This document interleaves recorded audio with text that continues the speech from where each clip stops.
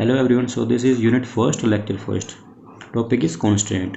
So geometrical और kinematical restriction on the motion of a particle or a system of particle are called constraint. मतलब जितने restriction यहाँ पे particle और system of particle पे होगी उतनी यहाँ पे constant होगी.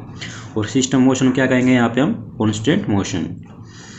A constant motion is a motion which cannot proceed arbitrarily. इसका मतलब जो constant motion है वो arbitrary नहीं होगी बल्कि is restricted along some specified path.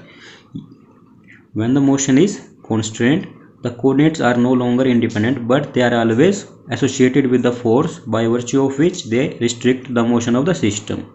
Such forces are called forces of constant. मतलब ये forces वो हैं जो particle system particle पे लगेगी जब constant apply होंगे. Example: a particle placed on the surface of sphere is restricted. It can move on the surface of sphere or outside the sphere. इसका मतलब जो यहाँ पे restriction क्या है, जो पार्टिकल है स्फीयर के अंदर नहीं जा सकता, या तो स्फीयर पे होगा, जिस स्फीयर के सरफेस पे होगा, या फिर आउटसाइड द स्फीयर होगा. Second example: the motion of rigid body is restricted and the restriction is that the distance between any two particle always remain constant. जैसा कि हम जानते हैं रिजिड बॉडी के अंदर दो पार्टिकल के बीच में जो डिस्टेंस होगा हमेशा कांस्टेंट होता है, वही यहाँ पे रिस्ट्रिक्शन है. Next is classification of constant. First is holonomic constraint. It can be expressed in the form of equation relating the coordinates of the system and time is called holonomic constraint.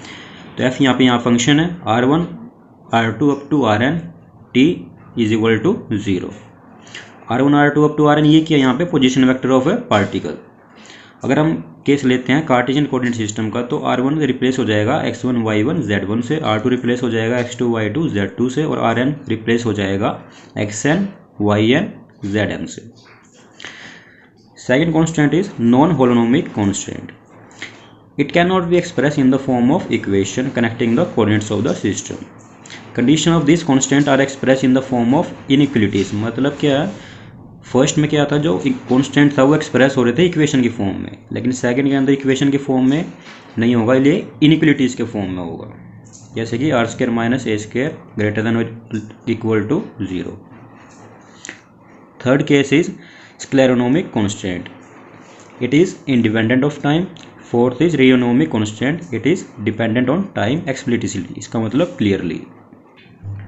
Next is degree of freedom. The number of independent ways in which a mechanical system can move without violating any constraint which may be imposed is called degree of freedom. इसका मतलब क्या, जो degree of freedom है उसके अंदर कोई भी constant नहीं है. इसका मतलब क्या है, जो टोटल नंबर ऑफ वेज है उसमें से हम अगर कॉन्स्टेंट को माइनस कर दें तो क्या मिलेगा हमें, degree of freedom.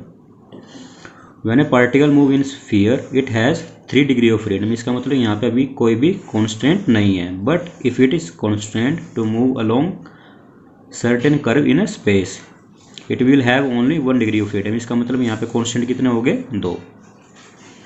in case of n particle system subject to k independent constraint expressible in k equation of the form. तो यहाँ पे k number of equations होगी corresponding to k constraint. These equation may be used to eliminate k of the 3n coordinates, thereby leaving 3n minus k independent coordinates, and the system is said to have 3 minus k is equal to f. f क्या है यहाँ पे, degree of freedom. तो f की value कैसे calculate करेंगे, f is equal to 3n minus k. 3n क्या है यहाँ पे, टोटल नंबर ऑफ फेस, और k क्या है यहाँ पे, नंबर ऑफ कॉन्स्टेंट, और f यहाँ पे डिग्री ऑफ फ्रीडम.